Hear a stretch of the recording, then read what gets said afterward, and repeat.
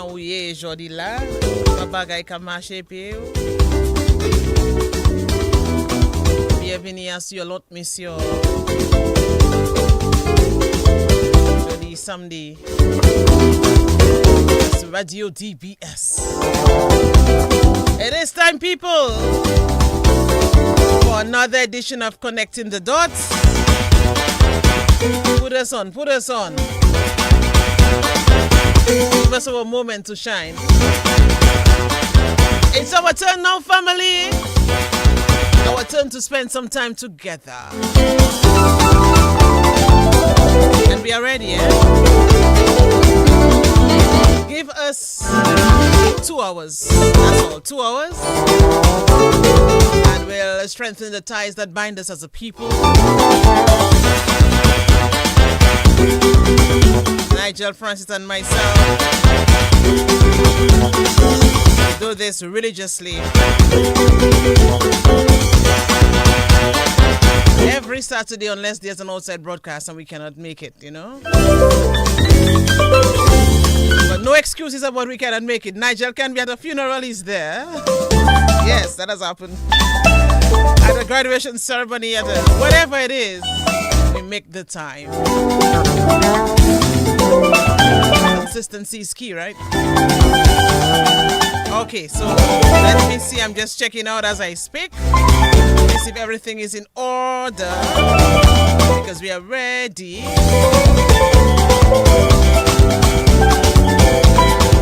Okay, admin, put us on the live.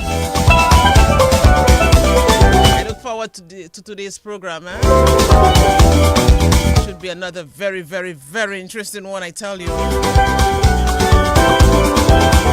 So many responses, so many messages after the circulation of the flyer. So we can well imagine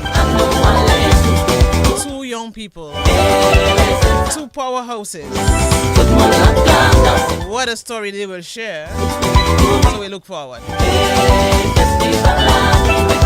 Yes, we look forward to today's program with a renewed sense of hope, sense of pride and purpose, because we are sticking to the agenda that we set many years ago. That is to connect our people, to solidify the bonds that we share as Dominicans. Mun Dominic.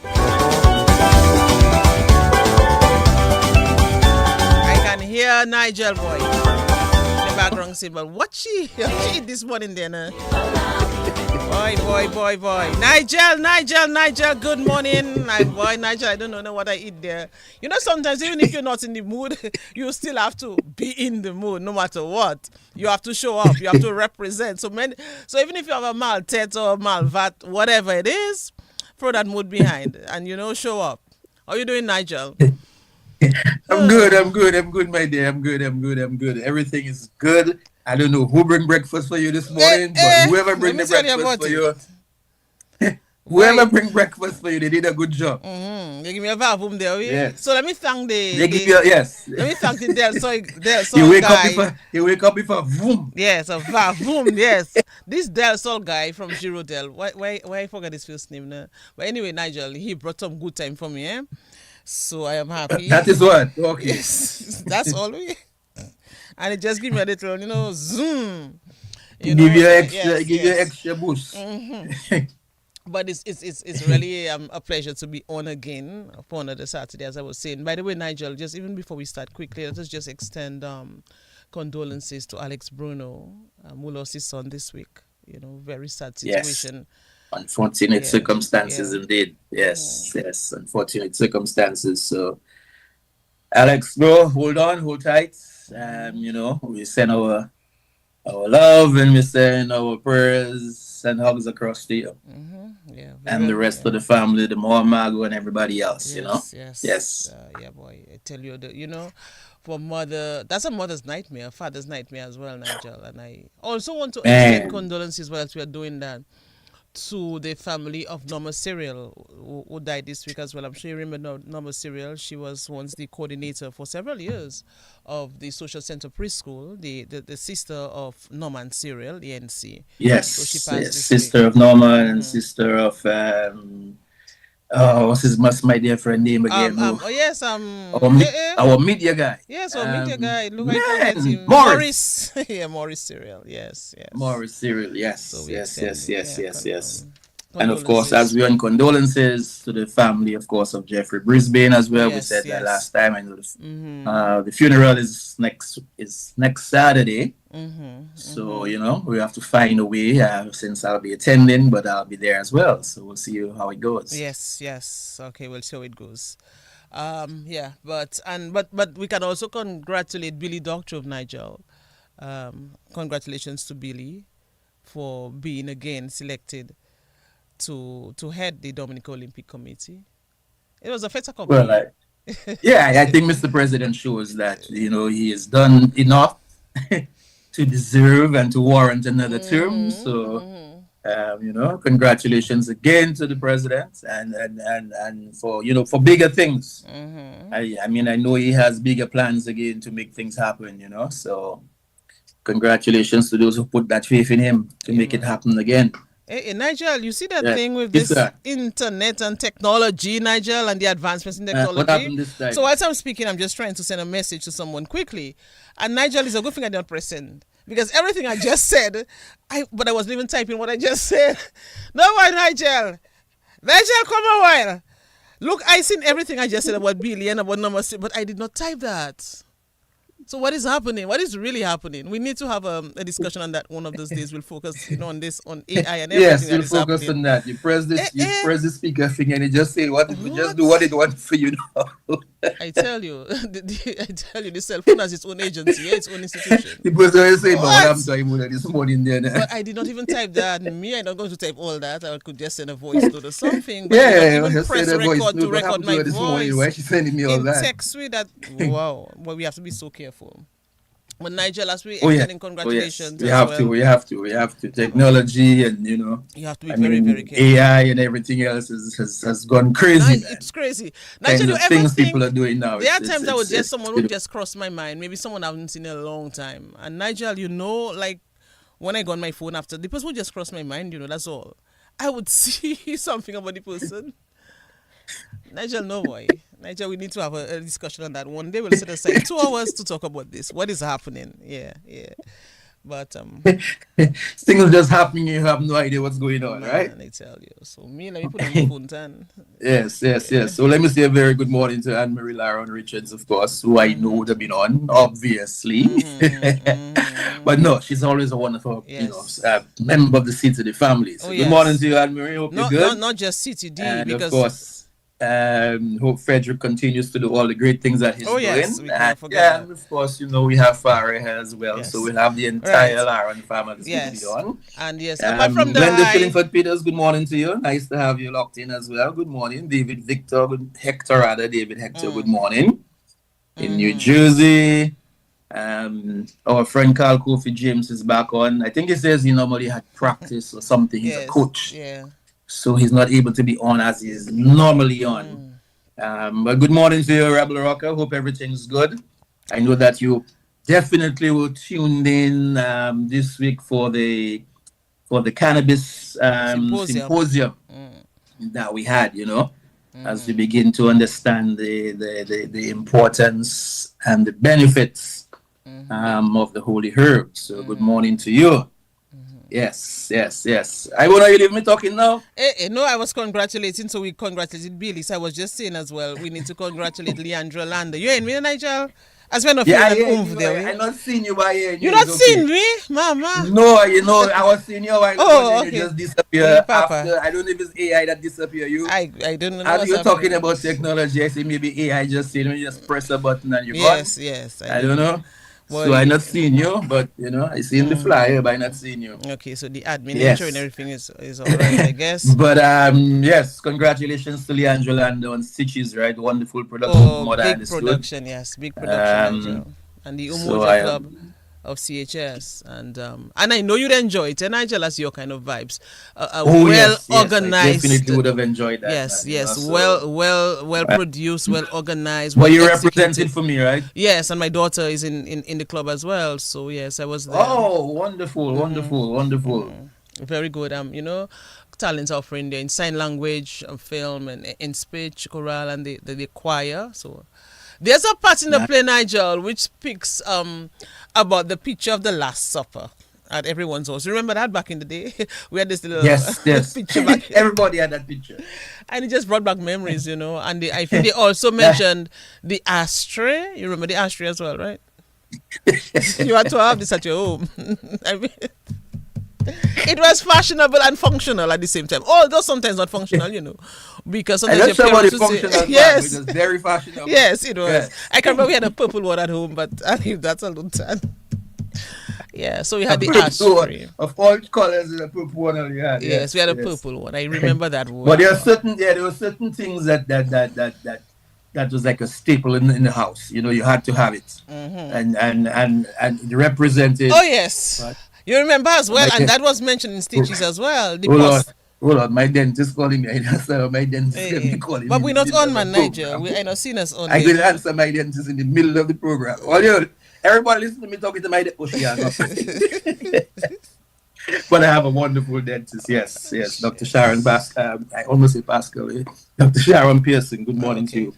Oh, I have an appointment at 3:00 this afternoon, so she's calling me to get if I can come in earlier. Yes, all right. But I'll call her. Earlier after the program. Just my media, Yes. Okay.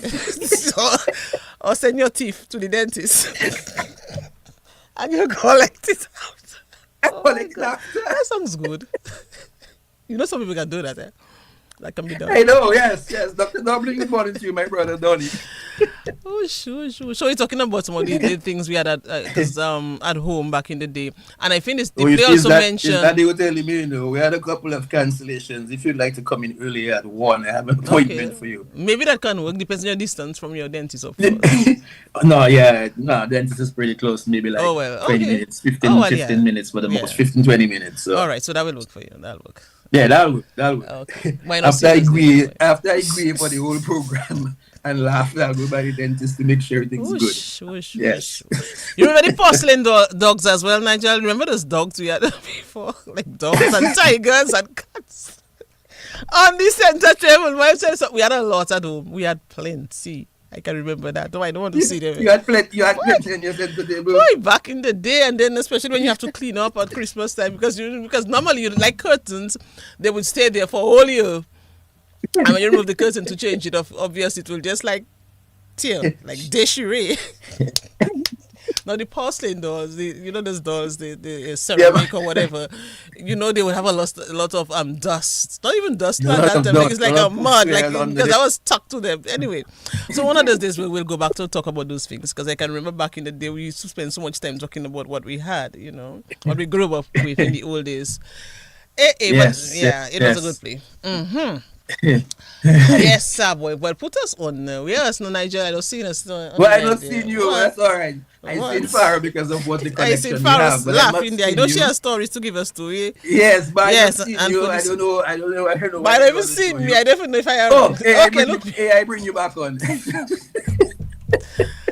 Whoosh. Nigeria, we're not even going to waste time. Sometimes we have to. More hot, more show. Hey, Nigel. Dominica, call it now, man. Oh no, let's go. So anybody on the book? I think you mentioned a few names. These are yes. I mentioned Carl Kofi James, who's on. Yes. Wants to say good morning to his godchild. Okay. and everybody else. Wilbert Willis is blessings to I was a Nigel. I'm already tuned in, looking for a great program. Shows Joe, as always, is there. Good morning to you. Hey. Nigel, check the chat. What all you think there is? Check the chat, Nigel. Whoosh. I'm hot. Nigel, check the chat. Okay, Papa. Okay. Or you give me instructions. Let me check the chat. I view just bring up things that we fap. Nigel, I don't want to say those things, Nigel. I don't know where just getting them yourself. Check the chat. But what I have to check the chat for, you don't tell it me. Yes, she on fire today. I don't know who gave what she eat for this morning. What breakfast she had, but yeah, she on fire. No, I have a shot, but what happened? And the AC is high. That's menopause, man. Leave me alone there, please.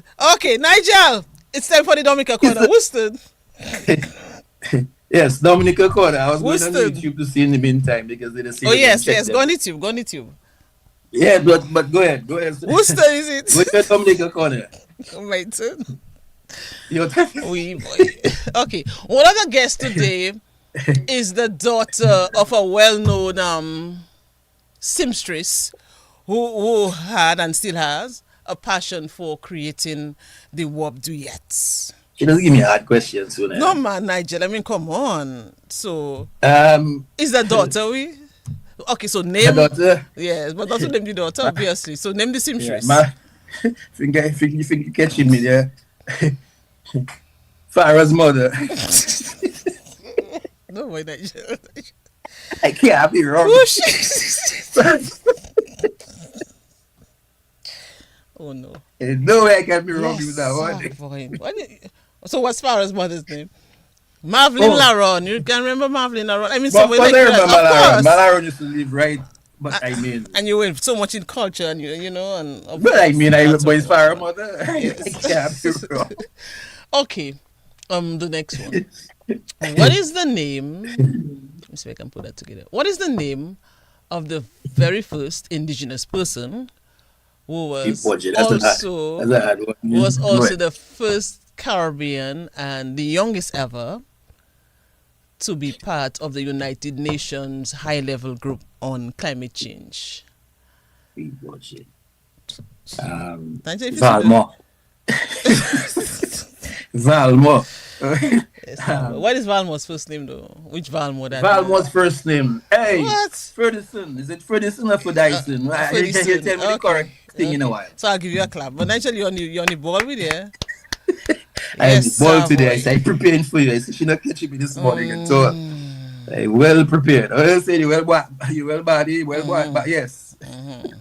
Okay. Who is the biggest? Who is the biggest CTD promoter on social media platforms? Oh, that one must be you. No, Mr. Hey, Miguel Murphy, good morning to you. We appreciate Miguel and what Miguel has been doing. Miguel Murphy, good morning. That's not fair, Nigel. You win all of them, man. You should get a prize. Yes, we did everything. You on Yes. track for all of them. Okay, the last one. And please answer correctly. And please listen carefully, right? And please, Nigel, give me the correct answer. Suple. Name the best secondary school in Dominica.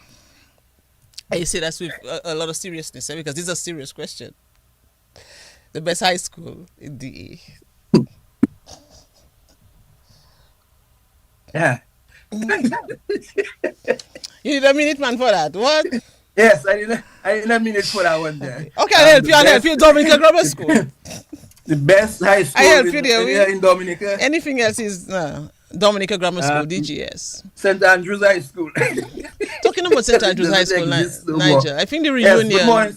St. Andrews had a great reunion. Yes, I saw the banquet. I was looking at it last night. Yes, Yes, Joanne, Joanne Prinsby was sharing all the lives and everything, and I was able to follow. So, congratulations to St. Andrews High School in the reunion.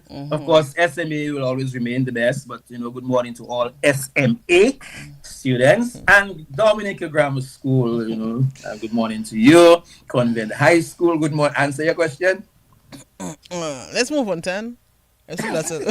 So now, in my Timal voice, the plan was to have a part 1 and part 2. But when we looked at the things that both guests are involved in, we realized, Nigel, there's a synergy that lends itself to the creation of a combined effect, greater than what we would achieve. So if we had them separately. And so we quickly just put the ingredients together, and we're serving a mouth-watering Dominica broth today, because Nigel, I know we'll enjoy this program again. Oh yes, Yeah, and the plans going further, Nigel. I mean, as we said, the requests are many, and we have to juggle things at times, but it's good. It's all good, and we have to, and we have to make sure the mission continues. Make sure we connect our Dominicans wherever they are. That is important. That is important. Yes. That we share that. Definitely. So let's big up Lapland, because Lapland is having their vacation soon. We had them on last week. Was it last week? Yes, last week. And then let's big up as well. Yes. The folks organizing the Castle Bruce reunion as well. Yes. All right. Yes, So yes, yes. Lots of reunions. yeah. Lots of So reunions. well, let's So bring on our all those who guests. are Our guest may be yes. saying, but they can talk. Oh my God, who does that? They be saying so long. We Fire, sit down there fire probably waiting. say, boy, those two, Oh they have me there man, for they're talking, and grinning. Let's It's bring like them a on, Nigel. party. Yes, Yes. but it's So all good. yes. It's So all good. yes. So take us out But of the involved. why they have you going in and out like Why that? You know, suspect one is minute I new? see you, next minute they put in the Yes, flyer, boy. next minute we're not seeing you. Yeah, boy. Hey, I really doing new things this Maybe morning, something I do boy. wrong, man. I'm not getting any. Oh, there's no message. Okay. Voice message from my web. Okay. So Yes. okay. We lose you again. You But we serious, hearing sir? you, but we lose you. We're What? not seeing you anymore. Okay. Anyway, but let's bring them on. Let's bring them on. It's really a pleasure to have them on. I'm talking whilst the web administrator is ensuring that we are back Fixing things. on. Okay, Yes, okay, fixing okay, things, okay. Nigel. So I Far. Okay, he's telling me something. Fix your camera. Okay. Okay, so Fix your who me? okay, no me. Oh, I suspect it's me. I don't oh know. you. Nigel, keep talking, Tan. Let me see if I can fix my camera. Now they have to fix your camera now. You see that thing you started this morning in technology. That's what What? happened to What I you. do then? I try to You fix know? that and I put that to us. Yes, that's the problem. That's the problem. The breakfast you had and then the AI thing just take over and cause problems to you. So that's the issue here. Let me You know, see. but yes, good morning, folks. Good morning, as always. We appreciate you No, joining, still. connecting the dots. We do this every Saturday from 9 to 11, where we connect our Dominicans through the entire diaspora and, of course, your entire world. We make sure we can ensure that we know what's going on in our beautiful country, but more so with our beautiful people. This morning is no exception. It's going to be one of another wonderful program, and I can already feel the vibes. I can already feel the vibes. So it's going to be in one of those other programs where we connect with our guests, find out a little bit about them, how early it is where they are, why they had to wake up early in the morning, or why it's late, and all the rest of it, who didn't sleep to make sure they were here on time, and, all the rest of it. So it's going to be a great connection with Farah and with, is it for, I have to get the right, correct thing, eventually I will. But yeah, and of course, next week Saturday we have another wonderful guest that we'll be locking up with. Paben, good morning to you.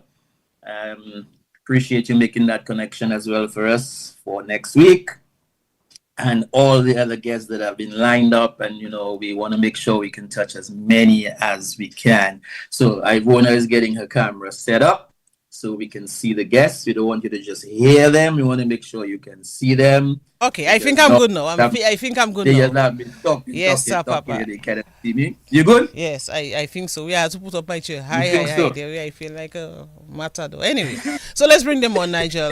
Yes, I think he tell me I'm okay. So, yeah. You okay? All right. Okay. Okay. Yes, I think we A all big, okay now. there's a big One thing the halo web above my administrators head were there. quick, Very good. All Yes. right. So Morning to you, yes, Dennis. yeah. Be So, good now. yeah. So I was saying about Farah. So Farah, I think Farah came to when we met. We met a few times, obviously, but we had a long discussion with her mom. So Marvin Laron was at DBS. She was in my office with Farah, and we were talking a lot. They stayed there long, and I learned so many stories. Farah's mom and I think and my mom would have worked together at Tropic House back in the day. Much older, of course, than Farah, but there's an innate connection. We spoke at length, as I said, and it was really heartwarming to see Farah again. I think I would have seen her again not too long ago, and then just to look at what she's involved in, it's really a lot. Now, Ferguson Valmore is a young man I admire very much. He has a tenacity, Nigel, that I would say is deeply rooted in the upbringing and his understanding of his purpose on earth, and what he's involved in. It really calls for assertive behavior, and he understands, his duties well. So, Nigel, we are in for a big program. It's your turn now. Bring them on. Let's start the discussion. Well, all we can do is bring them on, because definitely it's going to be one of those where we link our originals, if you want to put it that way, our first inhabitants. We link that with our current, So, there's nothing better than that, linking the past and the present, and making sure the future is bright. And if people like Farah and Ferguson, I know it's going to be bright. So, Yeah. hey, wonderful. Welcome to Connecting the Dots. We appreciate you joining us this morning. Farah, good morning to you, first of all. How are you doing? Good morning, Nigel. I just have to say I'm so excited to be on DBS today and to grow up listening to DBS and to be on this morning. It's so many emotions, but all you had me laughing so much in the Yes, two beginning. plums. I I was would have laughing. understood that. This I was what? laughing till I was crying. But yes, I did have to wake up early, so it's a little after 6 in California. I want to first say hello to all the Larons living listening across the world. To Malaron and Mr. Laron in Goodwill, to my sister Christabel, Julia, Nikki, Verna, everybody, thank you, and all my nieces and nephews around the world. But everyone, thank you for listening, thank you for tuning in. But before I even just take my bow and step back a little bit, I want to say thank you to you and Ivona, because the idea of setting up connecting the dots and creating a platform for us diasporans to keep connected with our island, we are so grateful to both of you. I know it is intense because it's an every week production. So I just want to say thank you for creating this space for us diasporans to keep connected with Dominica. Nigel, look, I want to cry Uh, there. What? I'll let everyone say on behalf of us, thank you. Wow. But No. definitely, thank you. This We is deep, appreciate Nigel. it. And Yes, you this know, is. normally at the end, of the program, most times we'd ask people, what they think about connecting the dots. But Farah came at the beginning, and she let her voice heard on the importance of this in terms of connecting Dominicans. So I want to cry, Nigel, but I'll hold back the Well, tears. go ahead and cry. Go ahead and cry. But Cry for me thank too. you so much, Farah. Thank you so much. But I mean, yes, I mean, we're Yeah. humbled. We really Mhm. appreciate it. And that's what we try to do every Mhm. Saturday. And, doing this for the Yeah. last 4+ years. But it's important for us to do it because we want to make sure we can keep that connection. So thank you for that, Yeah. Fire. Sure. Appreciate it. Yeah. All right. All right. So we go to, let's take a deep breath. Ferguson Thank you, Valmore. Fire. Yes. All right. We go to Ferguson. Am I saying it correct? Yes, Yes. yes, sir. All right, Good, Ferguson. Yes. Good morning to you, man. How are you doing? Thanks for being here and connecting with us. How are you? good morning, Mr. Baptist, Mr. Francis, and Miss For Laro. sure. I'm really excited to be here. I'm really a bit nervous, but No, don't be excited at the same time. nervous. Again, it's always a pleasure being on DBS Radio, really contributing my part in educating the public on an issue that we all continue to face. So I'm really excited and looking forward to the discussion. And of course, a special good morning to all my Kalinago people and Dominican by extension. The support of sharing the flyer since it came out has been something that I wasn't really surprised to a certain extent, but I knew that they all got my back. So they are on the live right now. So good morning and hello to all of you guys, and I hope that you really learned a lot from this discussion moving forward this morning. No, Nigel is here was nervous, and he has addressed so many, large gatherings on the international scene. I mean, big meetings. He has attended, but it's a pleasure to have you on. Thank you so much. Yes, yes, yes, It definitely is a pleasure. So we start from the beginning. yes. We are gonna get the Yeah, scoop. the song like that. Where do we start? We start from the Let's start beginning, from or the it very was in some beginning. of music or something like Songs that. of The thing music. there's a Let's start thing, from song like that. the very first way to start. Yeah, let's start Yeah, from the yeah, beginning. yeah. Yes, So, we ladies begin with first. A B C. Yes. Yeah, something like that. Or we begin with Do Re Mi. Yes. So yes, okay, all right, that's the song. Yes, good, good, good. So yes, um, so let's go. Let's start with Farah. Of course, you are currently in California. It's early in the morning, 6 o'clock, but you're here with us, which we appreciate. Um, how did Farah get to be connected with Dominica, but living in California? What part of Dominica was Farah from, in the sense of connected to? Before I even talk about Farah growing up in Goodwill and being where I am, I want to take a moment to just talk about Ferguson. I Wow. didn't know about Ferguson just a few weeks ago. Mm. What Mm, was it a month, Ferguson? Yes. And I created this platform called DA Connect because I wanted to connect my Dominicans to diasporans, and we meet once a month. But it's kind of like a platform for mentorship. And Amanda invited Ferguson, and I met this young man, and I was amazed. I was amazed by his passion and dedication to educating the community about just environmental issues. So, Ferguson, I wanted to give you a special applaud for what you're doing. Good morning. I know that it's not coincidental that we're on today. Because when I saw it, I thought the synergy between both of us was so beautiful. And I just want to say thank you to the universe, the gods that brought us on together, because together we're more powerful. So I just wanted to make that acknowledgement. Wow. Okay, who is far where she come out? Okay, so my mother's from Fasaja, my father's from Laron, but I grew up in Goodwill. I, this little girl growing up in Goodwill, that loved people, that loved the environment. People ask me, why did I become an environmental scientist? But when I explain to them the country that I'm from, they're like, well, it makes sense why you became a scientist, to understand the systems that exist so that you can educate the public about how interconnected the systems are, how, as we humans, how we impact the systems, how do we monitor the systems so that 7 to 12 generations forward, these systems exist. And I'll give you a little story. Growing up, my mom was one of the top banana farmers.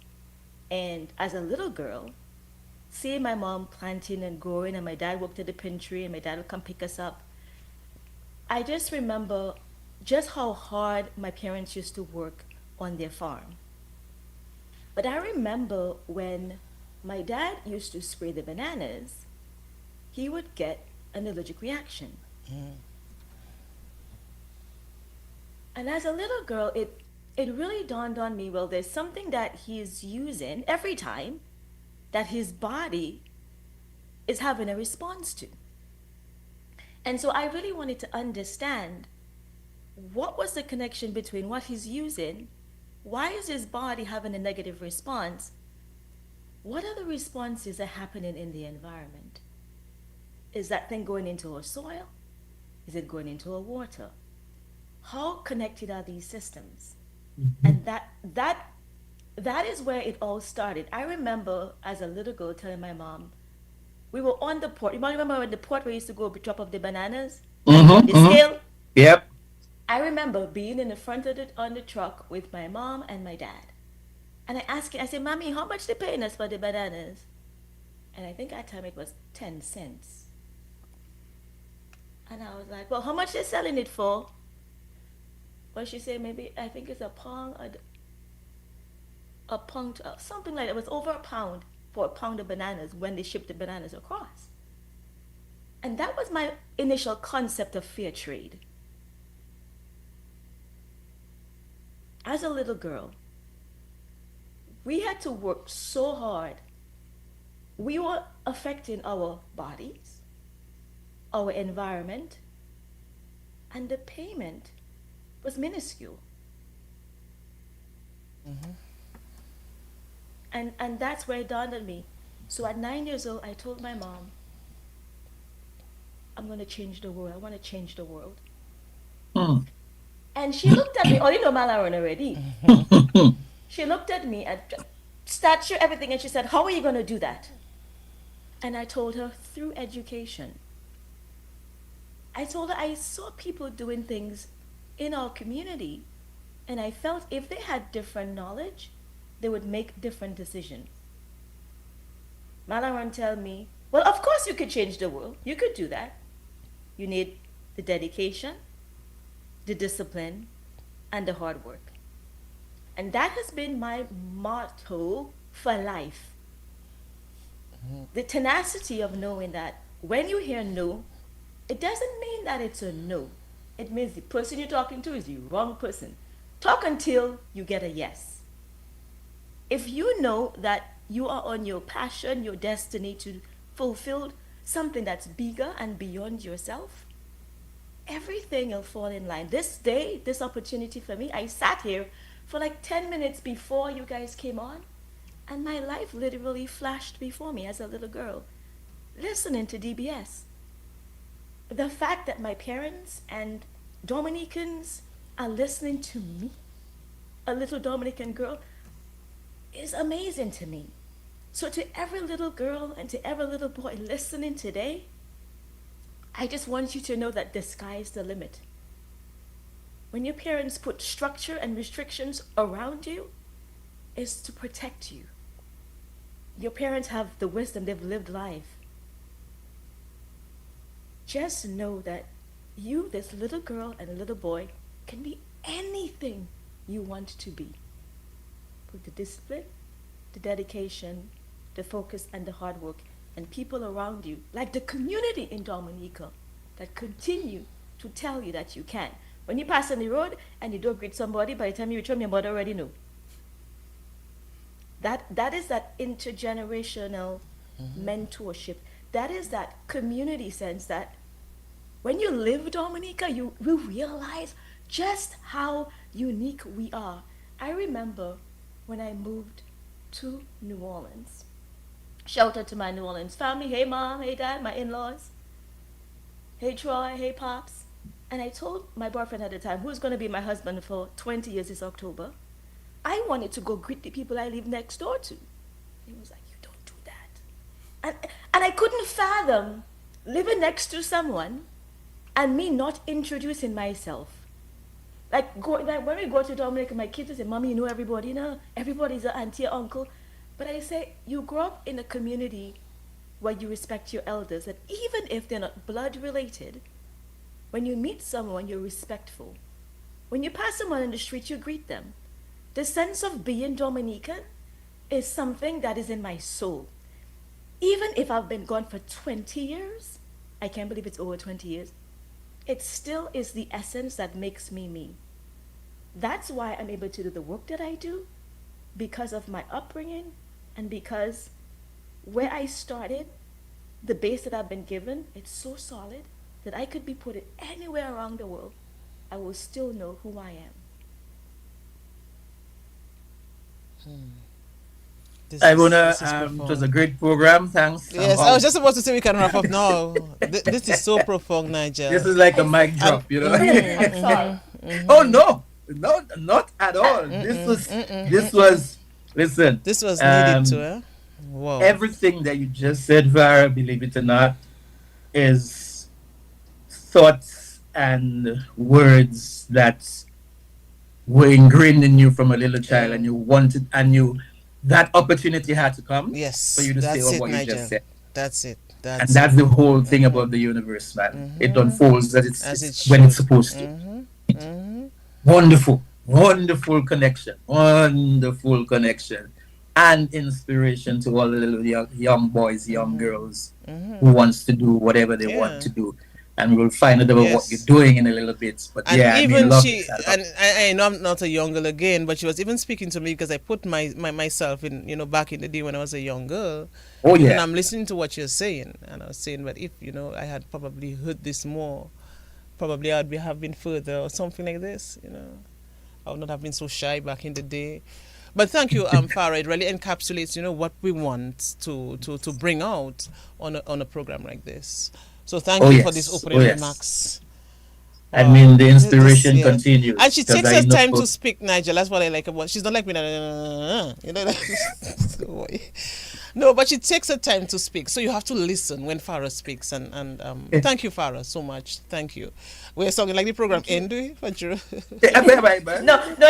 that. It's just that. Come in. It's just that. I want to hear for this soon. Just that, course, because of we have course. this thing that's going to give us his story as well. I mean, in terms of growing up in the Kalinago territory and being from there and everything else. By the way, you went to SMA, right? Listen, say yes.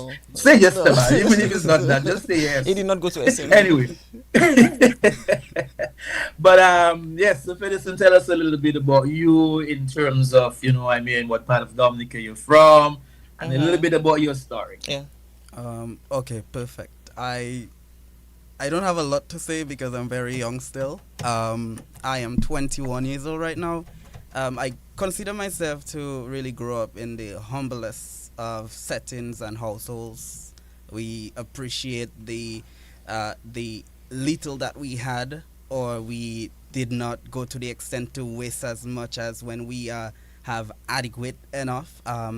But growing up was really something that I really enjoyed. Growing up with my mom and my siblings as well, we really took a liking for going to the garden, of course, and really running around. I always tell persons that if you don't grow up from as we consider the countryside that's in the Kalinago territory, you didn't have the best childhood. the river days or the sea baths or the mango trees or the coconut trees. All this was really instrumental in my upbringing. And those of you wondering where I'm from Sinico. That's the first community after coming from Castlebruce into the Kalinago territory. And yeah, basically that my dad was a fisherman to an extent.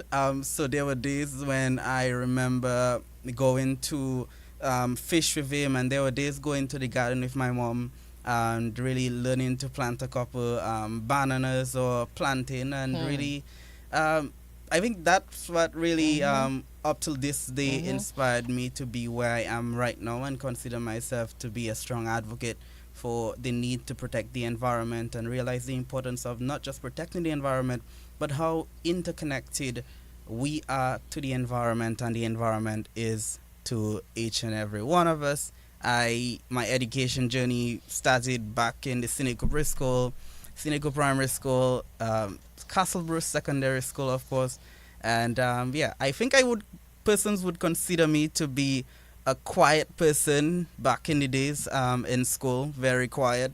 The reality was that I was a bit scared to be outspoken per se, and really didn't want to enter spaces that I felt uncomfortable until I really entered high school. The reality is that I was bullied for 3 years straight from first to third form.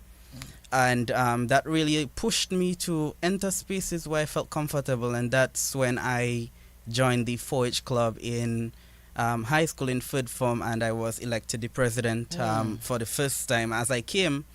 And I realized that leadership or speaking out for persons who did not want to speak for themselves or who were too scared to enter these spaces is something that really helped me a lot in terms of strengthen my voice and my platform. Of course, the platform that I currently hold, it wasn't something that I really was really embracing at first. To be honest, I honestly didn't know what I wanted to be while in high school. Although I had my life figured out, the reality is that when I started high school, I would be like, this is the number of years that I'm going to stay here. When I'm done, I'm going to do this, I'm going to do that, and this is my career path, etc. And yeah, I wasn't your average young person per se. I did not go out with my friends or to go to a party, you go to chill, etc. You'll find me more at home, or sometimes you'd find me in a book or somewhere. So yeah, that's pretty much a tip of the iceberg in terms of my upbringing in the Kalinago territory. Interesting. Yeah. See the inspiration that young people can have on other people. And I mean, just listening to Ferguson talking alone and already tells me, the kind of impact that he's having and will continue to have on young people, but also on the general population and what's going on. So keep on your path, my brother. Keep doing what you're doing. Distractions will be all around, but that's okay. They always say the attraction's supposed to be a lot more than the distraction, so you'll be good. Surround yourself with positive things and you'll be fine. That's definitely so. And linking up with far and others is probably even going to take you even further. So, good stuff. Man, like when we have two inspirational people here this morning. They're taking us on a journey by themselves. Just listening to the both of them. They're taking us on a journey by themselves. And see how we have two of them on the same day, Nigel. That says a lot, Yes. And in a sense, almost the platform kind of connected. What they're going to be talking about. I mean, love for the environment, and even Ferguson talking about his growing up in the garden and what he was doing in Farah, telling us earlier how our dad being affected by some of the pesticides and wasn't sure. So that's the connection there, man. Let's get a little about their upbringing still. We understand that a little. Yes, you want to talk some more about that? You want to talk about when you went to Convent High School? I mean, we can talk about the high school because none of them went to grammar school. They didn't go to SME. So we can talk about it the whole day. That's okay. Yes. So far, Convent High School? Of course. Is the best one? I don't know. I don't want to get in no trouble, but I'll tell you, it's not that Convent was the best. I think in Dominica we have really good schools. Oh yeah. Yes. And because our parents do joke you have to do good in school. But I went to convent. Yes, I am convent girl. Actually, convent prep and convent high. Okay. What was it like though? It might be, going back a little bit. At school, what was it like? Were you one of those who said school days were happy days, or were you one of those who said, "Man, I can't wait to get out"? I I love school. I love learning. So I was one of those for the son. I end up reading and just being in nature and going hiking. But I remember the days at convent, being that young, going to the infirmary. Mm. I used to enjoy going to the infirmary and speaking just to the amazing people that were there. Sometimes that comb their hair, but just connecting. I've always had an old soul. My mom always used to tell me that I really connected better with older people than younger people sometimes.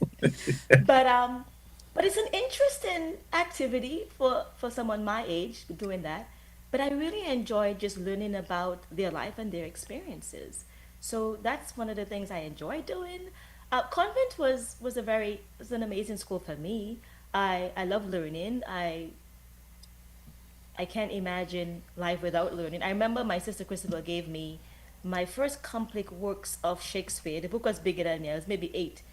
And so it's like learning and introducing yourself to knowledge and concepts. I think as a homeschool mom, so my husband and I have been homeschooling little kids for forever. So you always introduce them to concepts in a book, and then you're able to take them out. We call it world school, and they get to explore. So it's called really teaching for mastery, where as the kids learn a subject and a topic, you're able to increase that level. So the good thing of traditional school is you can explore with them and you can travel with them and you can teach them. To me, it's a gift to my kids. My mom, I wasn't homeschooled, but my mother was instrumental in just being there and teaching us. My mom used to have this super called group. My sister Nikki would come home with all the students. She'd make bakes and she'd have them up studying. But I think when it comes to education and learning, convent was a beautiful experience for me.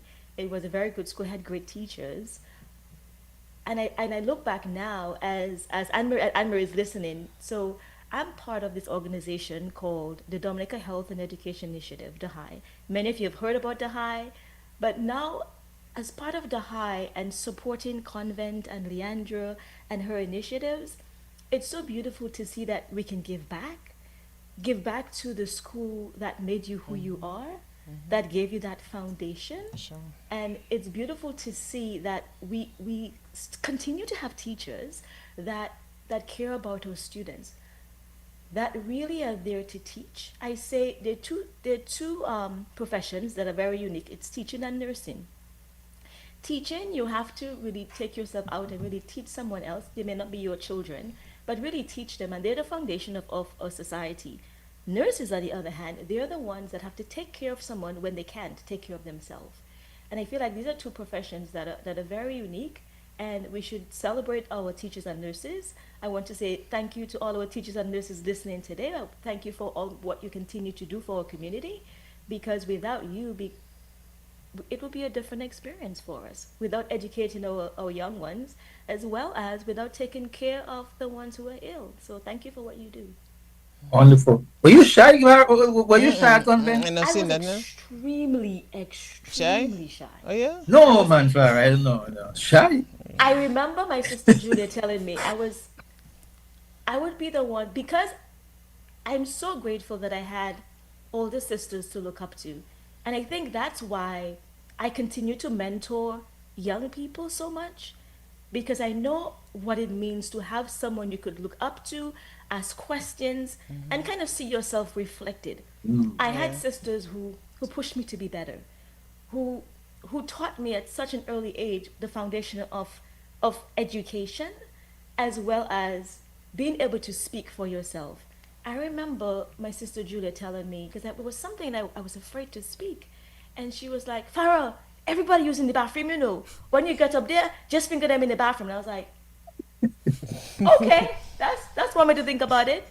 But I think what has allowed me to continue being settled when I'm in spaces to speak is that I know that I'm on a mission in educated people. It's about women, the environment, and health. That has been my mission for life.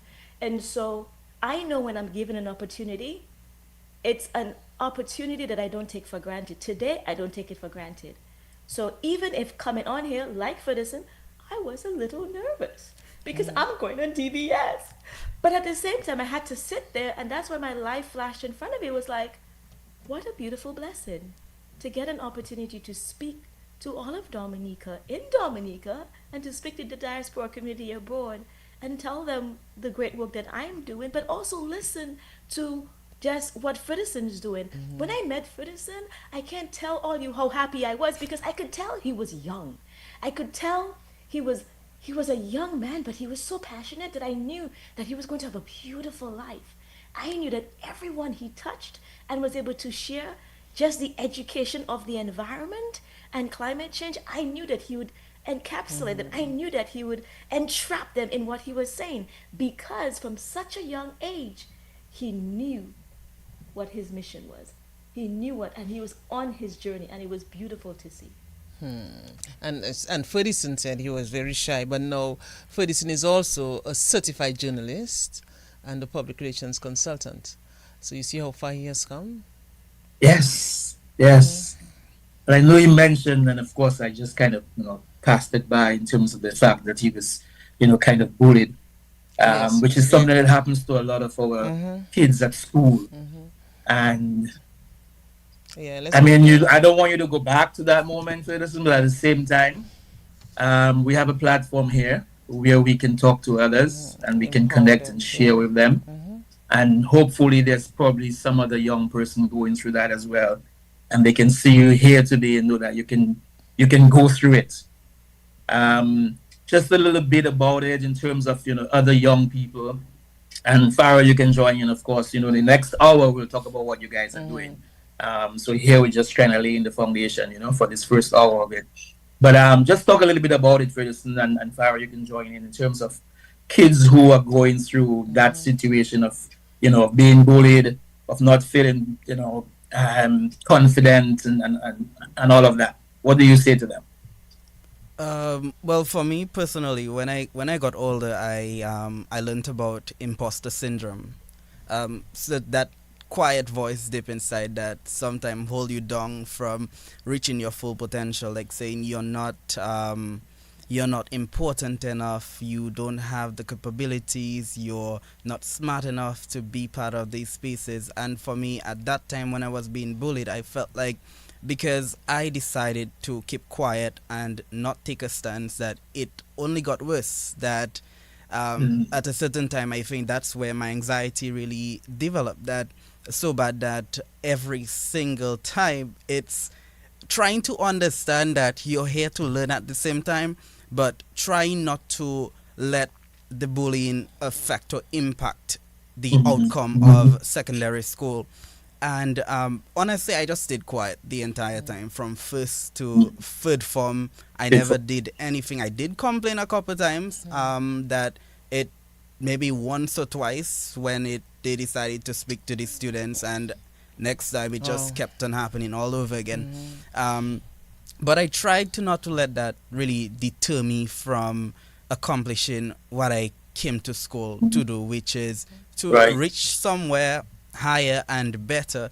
And the reality is that there are young people who go through the same thing every single day. And my advice to these persons who are currently experiencing what I have experienced is that don't be afraid to take a stance. There are many ways to solve a conflict. And again, this all came back to me when I was part of UNESCO's Youth Peace and Security Support Group, where we really understand that the facts behind bullies and the reality is that persons who bully other persons, it's because you have something that they themselves don't have, or they're really scared to really be like you. And if you're going through it right now, just take a stance, to be honest. Don't be scared to let that inner voice just bloom and blossom and go out there and be you. Remember who you are. Remember your your journey or your goals, and just don't let that deter you mentally or emotionally. And again, we Nice. have another issue that is really taking society by wave, is that mental health. And those who are listening right now and you feel like you are the perpetrators of persons like these, mental health is something that's really serious, affecting a lot of our young persons right now. So think, just put yourself in that position, like, if I was being bullied, how would I feel? And just really take a stance back and just get some inspiration, reflection on yourself, and see where am I going to be in the next 5 to 10 years if I continue hurting that person mentally and sometimes physically. Yeah. Wow. That's Farah, good. you wanna weigh in, Farah? I Oh, mean, Ferguson, that was a great inspiration for the generation that's in Dominica right now. I've been hearing news just of attempted suicides in Dominica, and it's quite alarming. And like Ferguson said, the people who tend to bully, it's because of their own insecurities. Yeah. I was bullied in elementary school and in high school. And it's so important to speak to someone. Have someone that you trust to go to speak to. And to the people who are bullying other people, at the end of the day, whether it's because they may have a shoe that have a hole, or the lacing all, or their shirt not white enough, or whatever it is, remember the foundation and basis that we're human beings. Yeah. there, there's there's no reason to make fun of someone because they look different than you, speak different than you, sound different than you, body types are different. Remember that we're human beings. That's the foundation of who we are. Mun Dominici. First, we're human beings, but we're Dominicans. And I want them to just take a moment and just reflect. Just reflect on yourself, reflect on your own insecurities, and know that you can speak to someone. You can get help. And I think it's very important for the schools and organizations and departments to have the space for these students to come in to share. It's essential. If they feel threatened in a space where they should be learning, then that's an issue, which means the child's not going to learn very well or not at all. And then you wonder, why is this child failing? But try and get to the root of the problem. Well, there's a situation that's happening where the child can't actually focus because they're being bullied. And I think it's very important for us to implement certain offices and structures where students can go somewhere and speak to someone in a safe space that they know that they'll be listened to and not ridiculed. Because I think sometimes when students come, because they say, "Oh, it's a child, come out there." Yeah. But if a child's coming to you and telling you something, I think it's very important to investigate and to make sure that that child is okay and what really that they say is happening. If you observe and you see that's happening, then you actually have to take action and fix the situation. Yeah, I mean, we have explored this topic already on connecting the dots, the issue of bullying. And so when I look back, when I was at school, I was never bullied. I was always a quiet person. I was never bullied. But even now, in reference to bullying, I mean, it's so much more than what it entailed back in the day. So you have cyberbullying and so many other things. And it's really sad just listening to someone's story. But the good thing is that you have come out of this. Yes. And 4-H, you said 4-H helped you a lot when you went to third form or fourth form? Third form. Third form, 4-H helped. And look at where you are now. You see? Look at where you are now. Yeah. If you had buried your head in the sand and say, wow, I think I'll just stay at my home, to be a different story. But you had the zeal, you had the determination to move on, move forward. And I applaud you for this. And you're talking to so many people now. I mean, everywhere. So sometimes you look at people, you just have to know their story. You have to know their story. You see the glory, but you have to know their story, where they came from, why they are where they are today. because a lot of the stories that you will hear from someone is you will never believe, that somebody went through all of this. But he's so much of a Definitely handsome young so. man. So, So and Nigel, handsome young man. I can just imagine him as, like a teenager, maybe pretty back then. I mean, you don't necessarily call boys pretty, obviously, but I mean, I can even use that term. But there are several reasons. he's a Yeah, handsome young man. yeah. All right. Well, you have three daughters, Anyway, Yes. so as you For, were saying, mm-hmm, as you were saying, yes, I mean, in terms of, I mean, what might have happened, as I mm-hmm, always say, I mean, there's always a link between, the yeah. past and the present, and of course, moving into the future and laying the foundation. And oftentimes, we sometimes don't recognize what we're going through. It's probably going to be the foundation of what we eventually, end up doing. So, you've gone through it and you've survived, and you're here for the better, you know, which kind of takes us into, I mean, what you guys are doing Mm-hmm, now, and yeah. the fact that Ferguson is Mm-hmm, all over the world, and talking to people over the world about climate resistance and climate change and the mm-hmm, environment and the impact it has on young people and on communities and everything else. And then, of course, Farah putting together this wonderful mm-hmm, documentary kind of thing on women and Dominica. So we're gonna get into all of that good stuff, mm-hmm, right? mm-hmm. Yes. Because, yeah, All when you right. listen to Perfect. Perfect. Ferguson, what Ferguson said at the start, and even Farah as well, but Ferguson was saying that he would Yes. have gone to the garden back in the day. So you see all that? So Yes. that, that How passion it's for connected now. environmental advocacy, which has led him to become, Mm-hmm. a prominent voice for sustainability within the community and beyond. So Yes. we have to Yes. find out Yes. where Yes. we can't even find out where that came from again because he said it. You see, he said it, and Right, even right, right, Farah's right, story as right. well. Going to So the there's this garden and fishing connection. and everything else. Yes, That's yes. where it stemmed from. Mm-hmm, Same with Farah. So Farah, you're of course environmental scientist. Your passion, your love for the environment and the whole ecosystem and how we're all connected and interconnected and everything else. Tell us a little bit about that part of Farah now. Hmm. That part of fire is very interesting. I So when I moved to New Orleans I was actually awarded a presidential scholarship, and I moved to New Orleans to study environmental science and policy. And at that time, believe it or not, it was that long ago where it was four students actually in my field, and they didn't have the program developed. So it was a fragmented program, and we worked with our dean and our professors to build the program. So when someone thinks of environmental science, I want them to think of all the different science disciplines. You get an exposure to them, and it really shows you the synergy between them all. So there was lots of chemistry, there's lots of biology, there's lots of geology, but all the environmental systems and how they're related. I mean, I worked with the Department of Natural Resources in Louisiana doing coastal restoration. And so we know the loss of the coastline in Louisiana is actually a big issue. And so my job was actually to go out as a coastal resource scientist to actually monitor the coastline and see how much loss and how much gain. So my specialty is water quality. And so I would go in and collect water samples and then take these water samples, take them back to the lab, and actually see how much total dissolved solids, so how much growth do we have, how much solid do we have in that water sample. And one day in the lab, I had an epiphany because I'm in the lab and I am using very toxic chemicals under the hood.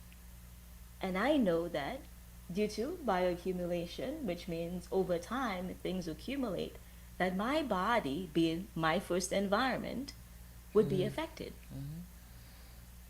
Mm. And so I'm always the person that's always thinking of what's the effect of what I'm doing here. As a scientist, I am testing the water, but at the same time, I'm also using toxic chemicals, which means my body is affected. I remember my sister in law is a chemical engineer, and she had to test ever so often because of the toxic chemicals she was actually being exposed to in the plant. So as researchers, as scientists, sometimes we are monitoring, but at the same time we're putting our bodies at risk. So I really had this crazy idea. what if I educate people, back to me being the 9-year-old little girl, about why we had environmental issues? I'd lived in Australia, so about a year after being in New Orleans on a presidential scholarship, I actually was awarded another scholarship to study natural resource management and planning, and went to Australia and did research there, lived on North Stradbroke Island, created this beautiful sustainable strategic plan for the community of Stradbroke as to how do they utilize their natural system where all the stakeholders were involved so that they could utilize the environment but not destroy it. And that's my passion, and that's my research. Going into places and researching, doing coastal restoration, sustainability management. But coming from Dominica and being from the Nature Isle, I always had the thought of home, back home. And I was actually about to get what I would consider a beautiful position for an amazing company. And it was actually for the restoration manager to actually manage one of the islands of California. And it dawned on me, who is doing that back home? Oh, though it would be a great opportunity, and I've been gone for so long, and sometimes you feel like you're moving up and you're progressing, but I'm always concerned of back home because I'm very connected to my environment back home. And so currently, after all the years of doing water quality, coastal resource management, land use planning, I'm coming back home. And what does that look like? So for the past few months, I have been connecting with scientists around the world who are Dominican, who are no longer in Dominica. I've been connecting the dots. I've been connecting the dots with scientists who've left. We have such brilliant people who are abroad, who want to help, who don't have the structure and know how to help. And I'll tell you, every scientist I've mentioned, I have this idea. I'm thinking of building a conservancy whose main mission is for the protection of the natural environment of Dominica, or waters or rivers, doing research, monitoring, especially working with our local communities and the Kalinaga community. And this is how Ferdinand and I have been working together, and it's been so beautiful. And not one person has said, Farah, what you talking about? Now come out there. They've all said, wow, I've actually done research in the field hoping that one day I'll be able to do that back home. Oh, wow, I would love to be part of your scientific advisory team. And that's what it is. When I say I'm bringing the expertise, I'm connecting the dots of people who have left Dominica, who have done research within the science and conservation environmental field, and bringing it where we now ignite the next generation of scientists, bringing programs so that our students will be able to what? They'll be able to explore like Ferdinand and I did. Because guess what? When Ferdinand and well, I'm much older than Ferdinand 20 something, I'm 45, so I'm much older than Ferdinand. When cell phone came in, it was a different story. But I think right now we have this generation, the technology, like we were talking about earlier, the AI and the technology has its points, because guess what? If the technology didn't get to this point, we wouldn't be having this moment today. But at the same time, the balance of how do we then put the technology down and allow the next generation to reconnect with Mother Nature? And so the Conservancy for me is an opportunity where I can educate young students in Dominica. They'll be able to learn about the environmental systems, because guess what? If we don't educate them, if we don't get them excited about the environment and protection, what will happen to our beautiful island?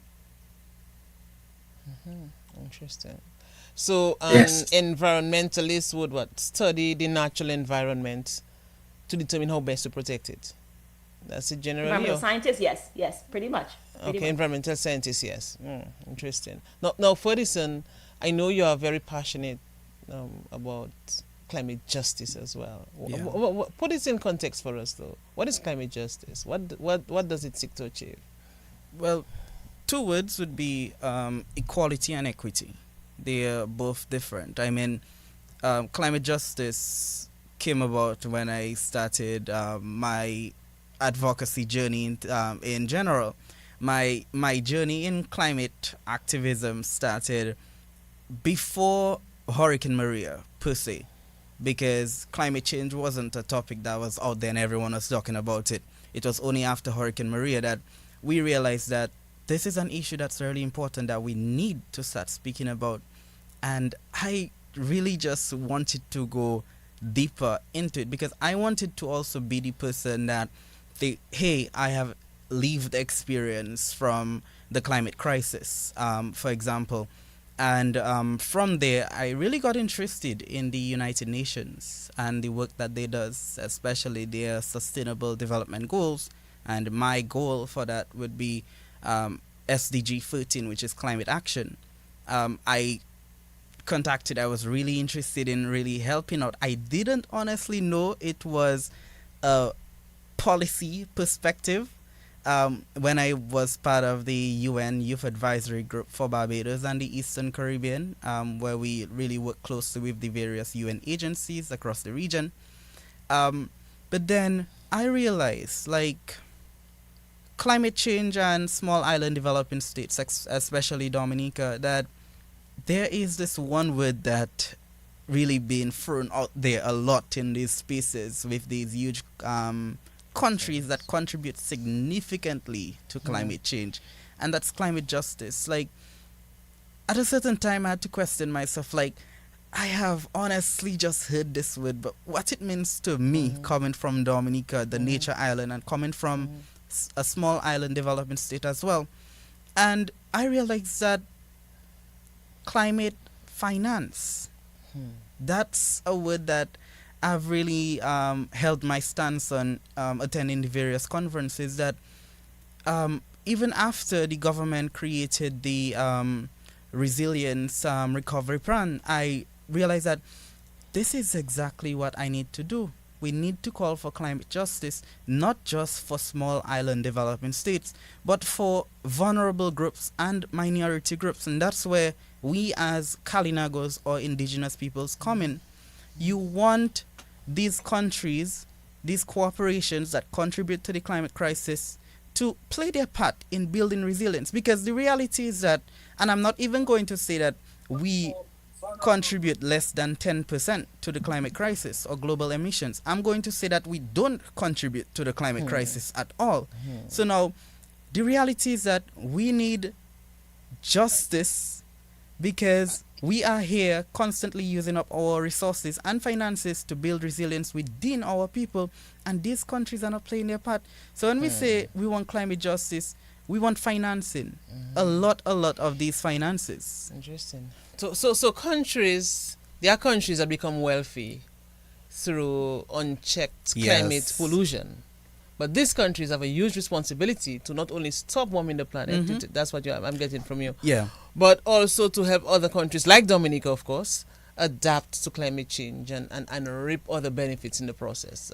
Definitely. Something like this? I'm on the right track. Yes, definitely. And I feel like for the past, the various conference of parties, I attended COP28 in Dubai, then COP29 in Azerbaijan last year. And at a certain time, I felt like we were begging to a certain extent that small island developing states continue to say that we need these finances, but these countries say, you know what, I'll give you millions of dollars instead of billions of dollars annually. And the reality is that, is it enough for small island developing states? It's not enough. There was a certain time at COP29 in Azerbaijan when this organization of AOSIS actually walked out of the room because they were not satisfied with the amount that was being committed to small island developing states for building resilience. And it's just a begging mechanism. And I think as a young person, my voice is important because, one, I'm indigenous, I'm Kalinago, and I'm Dominican. I share the perspectives of two people, two countries, two communities, two society, and entering these spaces, I feel like I have a great advantage. COP29, I was part of the host country delegation, meaning I worked with the COP29 presidency. So my role would have been significant in really ensuring that the voices of not just Kalinagos, but indigenous peoples worldwide and Dominica is there. Like, Dominica needs to be included in the work that you're doing, and your outcomes have to ensure that Dominica and indigenous peoples benefit from whatever outcome that may be for COP29. Very good. Yeah. Wow, Nigel, Yes, you understand. this is You understand. a Wow. powerful experience this morning. Mm-hmm. I Mm-hmm. mean, advocacy and justice for all, Mm-hmm. especially as it relates to the environment. But Farah, tying that in with what Ferguson is doing, how do we get people to understand in a certain way? How do we get them to understand that the importance of util because there's always going to be a balance, right? Because you have to use the environment. I mean, you have Correct. to Yeah. use, Correct. Yeah. you might have to cut trees in order to get housing. You might have to do some things to the coastline in order for development to take place and all the rest of it. How do we get to strike that balance between letting people understand, yes, there's development and we have to do certain things, but we need to protect the environment to ensure that the things that Ferguson is talking about and climate change doesn't happen. Yeah. How do we go about educating people on that balance? So for me as a sustainability consultant, I go into countries, companies, and I advise. So when people start thinking of the environment, sometimes they disassociate themselves from the environment. So being part Kalinago, being Dominican, being African, a mixture of everything that we are in Dominica, we have moved away from our environment. We live now in boxes. We live in houses. We no longer live in the natural environment. So we are now separated from our natural environment. Our homes, they no longer have dirt. Now we're trying to be pristine and clean. So I bring in the concept of you are part of the environment.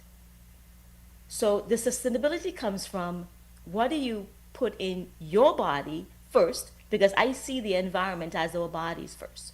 And so toxicity levels is something that I research a lot and I'm very interested in.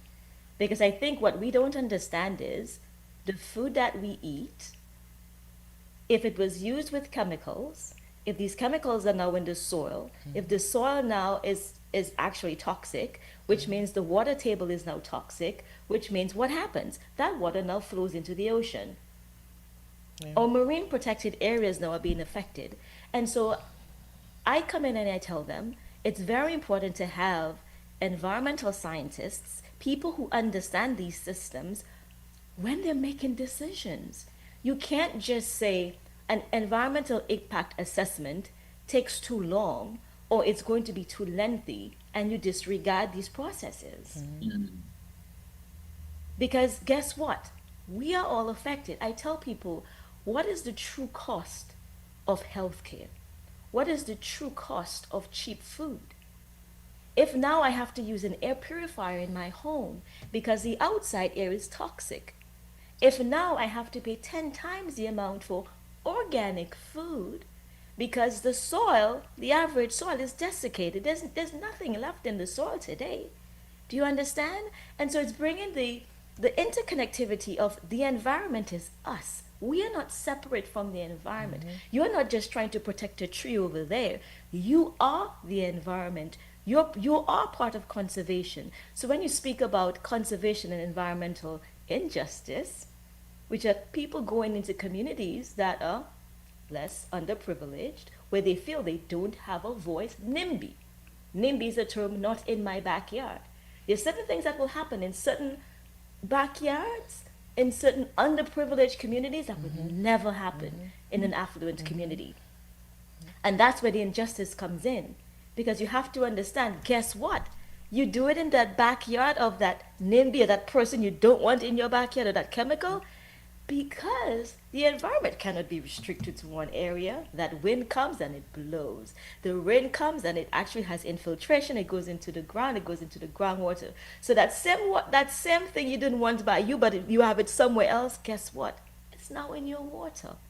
And so the connectivity that we have to understand, we are not separate from our environment. Even if we have separated ourselves over time from our environment, we are part of. And when we start thinking about it, we start thinking of every decision that we make. How does that decision affect me, my environment, my body? And how does it affect the natural environment? When we think with that duplexity, when we think of us as a whole, as this whole organism, we start making better decisions. And we have to understand, we as the nature isle, people look to us.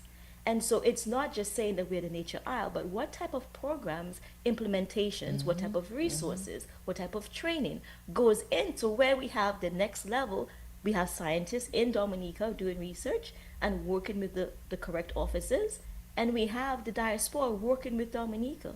And once you build this beautiful network, we remain the nature isle. The rest, for me, doing restoration around the world, restoring things that were damaged, I don't want to be in that place for Dominica. I don't want to be restoring what we've lost, because guess what? All the other places in the world who've promoted them being this nature place, this natural place, because it didn't have these structures in place before, you had so many people carrying capacity. What does that mean? That means that a certain area can only maintain a certain amount of people for a particular time. So things get destroyed. So that balance of sustainability is where I come in. And so I advise organizations, governments, and say, hey, how can we do this where we take into concept the whole holistic approach to environment? It's not just a tree outside, but it's everything. It's the air, it's the water, and how all these things are connected, and how can we preserve, protect, and able to use for current generation and future generations. Nigel, what an informative session today. Wow. Telling you, man. This is profound. I'm telling These you, are the issues that we need to discuss. I mean, when you think about the environment and you think about it in the way far, it's you know, I mean, talking about it, that it's not just the plant out there, or just the tree there, or just the river, or just the sea, it's the whole, and including the physical you, and you being part of it. And then Fredison talking about the fact that we have to champion it more. We have to get more from those who are, in a sense, almost directly responsible for what's taking place. You know, how do we get them, Fredison, in your travels and your discussions? How do we get the perpetrators? How do we get those people who, by their actions and their activities, are causing, you know, the whole climate change situation? How do we get them to understand that, first of all? And how do we continue to champion for that justice where we need more for, you know, vulnerable countries and people?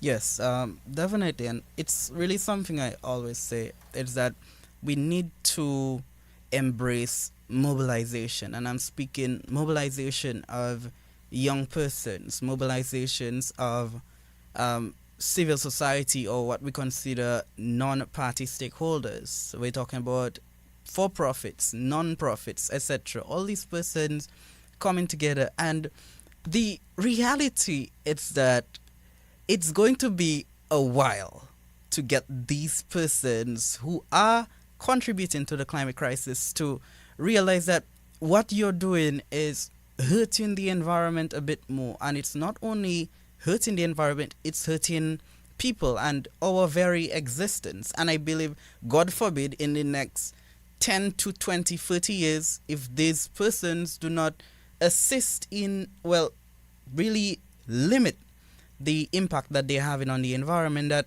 there may not be a Caribbean region. Our island will potentially be underwater if these persons do not realize that what I'm doing have impacts on persons who are not equipped enough. And I came to realize for myself that one thing I always tell these persons when I enter this room is that you may have Mars and space to go to when the whole world just sinks underwater. But where do we go as Caribbean people? We are constantly stopping our developmental and resilience programs to prepare for the hurricane season. So imagine the amount of the impact or the slowing of the progress that we are making. Imagine it's Hurricane Maria passed and we are already standing stronger than ever. So what about countries who are literally sinking underwater at this point while we're speaking right here? Day by day, these countries are being flooded. So how do we let them understand is that we need more young persons like myself I consider myself to not doing well, advocating for myself, but creating a space where other Dominican youths will be inspired and say, hey, Ferguson is speaking at the UN. Maybe I can speak at the UN too. And we get NGOs who are willing to support initiatives. And the understanding of our people is that, and I'm going to say that pretty blunt, the reality is that when I'm attending these conferences and I'm getting these speaking opportunities, a lot of persons, they know themselves, come on social media and sort of bash me and the work that I'm doing. You get bashing? Yes. Oh, yeah? Yeah. So there were persons who would say, I haven't seen Ferguson doing any underground initiatives, etc. But my response to you is that I can come to I can be on the ground, plant 100 trees, but at the end of the day, what can 100 trees do? Because they are limited on the ground. Do not push for a systematic change. Policy advocacy does, and that's where I come in. I get to enter a room speaking with at COP29, I sat in the same room with the United Nations Secretary General. It was a closed discussion, no media, nothing. And I was the only Caribbean person there speaking on behalf of Dominica, speaking about our reality to climate change and speaking to the UN Secretary General and hearing how he is giving feedback that I cannot disclose. It's really empowering. And I think that Dominicans need to understand that when I'm out there advocating, I'm not advocating for myself. I'm advocating for you on your behalf. I can sit in this room and say, hey, Hurricane Maria, I was at my home and my roof just flew open and I had to sleep on a wet mattress and I had to eat, drink jelly and provision for days and eat off rations, etc. And at the end of the day, my voice can enter position papers. I can speak to government officials. I can speak to the United Nations, that my voice and my feedback and recommendations will initiate systematic change. That at the end of the day, you will see Dominica or small island developing states receiving more and more fundings. But the question is, how did this come about? And it's because of persons like me and the other young persons who continue to enter spaces and speaking on our behalf. So policy advocacy and on-the-ground work, let's not see them as separate entities. Let's see them as connected. You do on the ground and we do policy advocacy that will help you on the ground or push initiatives on the ground. So let's see, everyone is playing their part. I am playing my part, and what I want is to see young people playing their part, because the more Dominicans that we can get in these spaces speaking on these issues, the more change that we will see, the more persuasion that we will see. If we have 1,000, 2,000 Dominicans, young as 13 years old, at the UN speaking, you will feel pressured at the end of the day to do something better. And that's what we're happening. That's what we're seeing. We see mobilization, not just from our small island developing states, but we see it from countries that are contributing to the climate crisis. And I'm going to speak about Europe and China. These spaces, you can see youth, young people, organizations are contributing significantly to helping us amplify our voice and speaking that, hey, we need money. We need your assistance. We need your equipment. We need everything that help us build resilience in the next 10 to 20, 30 years old. And that's the reality that we're facing right now. Nigel. I mean, we have to go to the book in a short while and see what people are saying. Yes, Barry. This is very, very deep, and it's not just the depth of the knowledge, it's the breadth of the knowledge. I'm really enjoying this. I'm not talking much. Go ahead, Farah. Listening to Ferguson, it's so inspiring for me to know that there are young Dominicans in Dominica doing great work. And what you just heard is Ferguson is telling he's continued to be bullied. Like, people are still looking at him and saying, oh, he's not doing what Mr. doing now, he said it. And Ferguson is so strong in himself, and because of the experiences he had in high school, he has developed the toughness to know that these people have their own insecurities. These are the people that are the ones that are not doing, are the ones that are going to be talking the loudest, telling you that you should be doing differently. And I've noticed that over the years. Fedison, you're the reason why, for me, bringing the Conservancy to Dominica, I see how important it is to fund environmental initiatives, to fund conservation initiatives, to fund research. And hearing you saying that, hey, I need the funding to do these things, and that's where I come in. And I'm so excited to know, and I'm so happy we met like Yeah, recently that's to good. learn about what you're doing and to now know there's you, there's Janelle Brisbane, there are a lot of other scientists, the advocates, just people in Dominica that are doing great things for the environment. And I'm so happy to know now that I can come in and now bring in the resources and the funding to make sure that these initiatives, to make sure that you're in the spaces that tell our story, because that's important. Nigel, look, I'm shivering there. We boka. What you say in Yes. Creole? Maka frisson. It's serious, Nigel. Maka frisson. I have goosebumps. Yeah, What I is can. happening I in the mean, book? Let's. the connection Yeah, and the man. synergy Shit. between Ferguson and Far and what they're doing, I mean, is amazing. I mean, it's like, um, Wow. here is one in terms of the advocacy, they trying to get policy change and everything else, and Far on the other end, um, creating this network that is needed in order to have those policies implemented, and I guess affect the mindset, because I mean Yeah. it's going to take change in the Oh mindset as yes. Oh well, yes. But I. within our Oh Dominican yes. It community has and to. within the Catholic It has to. community and everything else, because I mean, like you said, people just see the environment, whatever. Let me throw this there, I can throw Yeah, this there, I can Yeah. cut this there, I can yeah. do whatever. No Talking big about deal. yeah, talking about throwing things, just walking around and seeing trash. I don't remember growing up and seeing all that trash in Yeah. Dominica. To me, that's really alarming. And my thing is, okay, what are we now teaching the next generation about recycling? What programs do we Yeah. have in place that now we have young people understanding what recycling is, what littering is? So that I think it's so important to have these programs because we grew up with these programs. So we had the understanding. So we didn't just throw our stuff around. The drain shouldn't be flooding because there's so much stuff in the drain. And believe it or not, if we were eating our banana and our orange and our tangerine, then we wouldn't have the plastic product wrappers. So my thing is, it's so important to teach the next generation about growing their own food. And The even power waste you get disposal and all of Yeah. this we can talk about. composting. I mean, I compost in California. Mm. All my plantain skin, my potato skin, I put it right down into the ground, building the soil profile because California is semi-arid, so it is hot.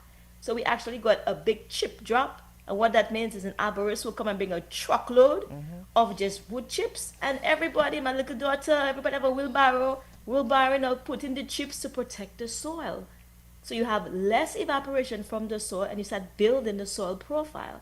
And that's what we have to understand. Putting back organic matter. In Dominica, we don't have that problem because it's raining plenty. We have plenty of organic matter.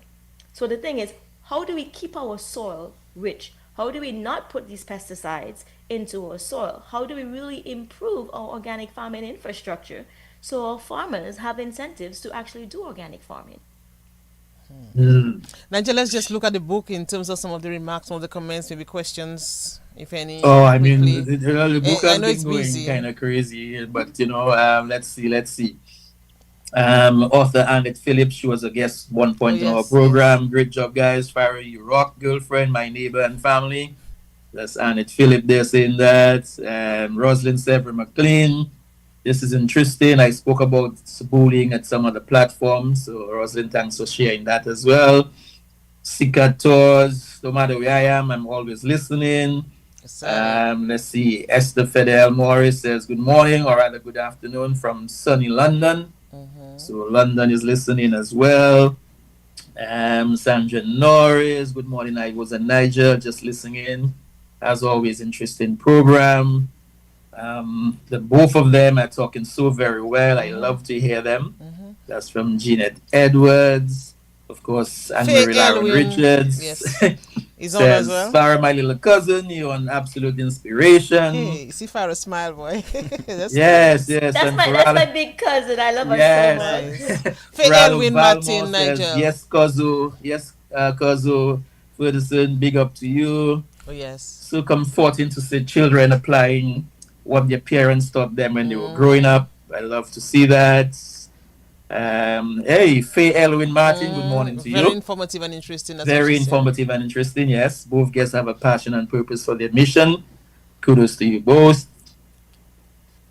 Winnie is on Um, Nigel, and I'm happy Winnie is on. I think sometime last week somebody was yes, asking us to yes, check yes. You're Winnie asking because about you haven't Winnie. seen her So on Winnie is for, on. Yes, great to and that's see good. Winnie's on. Darrell Tit, good morning to you. He says, well done, Farah. And of course, on the YouTube as well. Let's see what's happening in the YouTube because our YouTube folks, you Yeah. know. Sylvester Joachim says, greetings to everyone. Great program.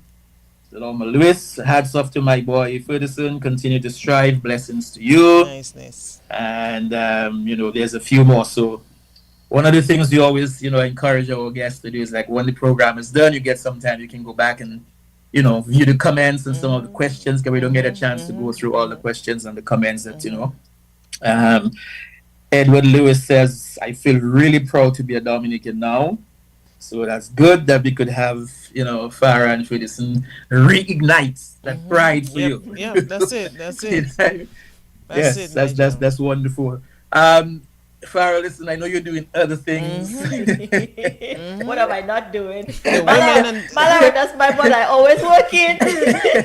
But in all fact, connected Nigel, to the environment in some way, in though. some way, Yes, right? That's yes, it. yes. Because I was reading, I was in some research last night, and I read that the environment, the Women of Dominica documentary, and there's something else, global conservation initiatives, and these are very close to Farah's heart, and we can just hear Yes, this. yes, So yes. I And think then we need to Farah go has to her the own the Guile documentary soon. company that she does other stuff with. Yeah. Is it colognes or perfumes or something? It's actually when I started Gaia's Essence, it was actually loose leaf teas.